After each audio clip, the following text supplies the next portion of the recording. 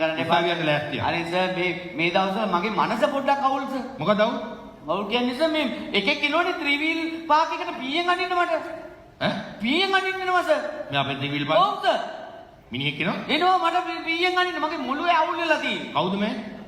මං අර කෙල්ලෙක් එක්ක යාළු වෙලා හිටියනේ සර්. ඒ කෙල්ලගේ අයියා. ඔව්. මස්සිනා වෙන්න හිටපු මිනිහ. ඔව් සර්. ඒ මොකද පීයෙන් අයින්නේ? මං ඒ කෙල්ල වදින්න බෑ කිව්වනේ සර්. බෑ කිව්වා? ඔව්. ඇයි මොකද කේස් එක කෙල්ල කියන්නේ? මොකද දෑවැදි ප්‍රශ්නයක් මොකක්ද? නෑ සර් එහෙම මම බලාපොරොත්තු වෙන්නේ නෑ සර්. කුල ප්‍රශ්නයක් මොකක්ද? එහෙම නෑ සර්. එන කෙල්ල කැතයි? කැතයි කියන්නේ සර් ලොකු ලස්සන නේ පියමනාප. එන කෙල්ල වසයිද? වස නෙමෙයි ප්‍රශ්නේ. එහෙනම් ඒක සර් තරහා ගියාම පාරක් දෙකක් ගන්නවා. ඕන ගෑණියෙක් ගහනවනේ තමගේ මිනිහා. වස නෙමෙයි නම් ප්‍රශ්න මොකද්ද? උස. කෙල්ල? ඕ.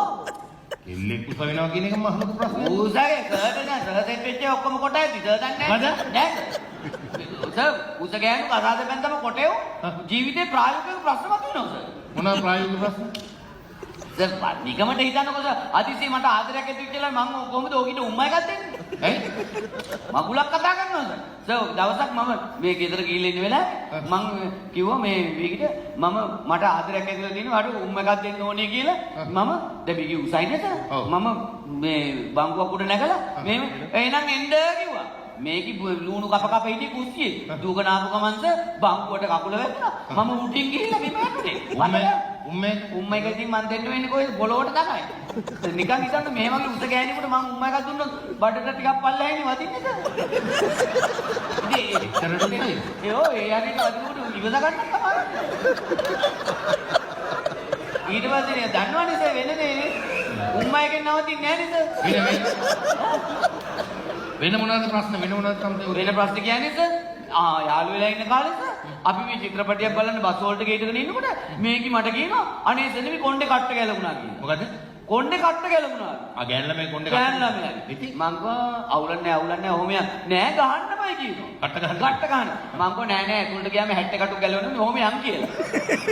මේකි බෑම ගහන්න කියනවනේ. මං කොහොමද සර් ගහන්නේ? අයියෝ ඒ ළමයි කොණ්ඩේ කට්ට ගහන්නේ ඉතින්. ගහන්නේ කොහෙද සර්? මං ළඟ පලංචියක් ගහ ගන්නු නැත්නම් ළඟ කියන්නේ ඒ ළඟින්දෝ. ඈ?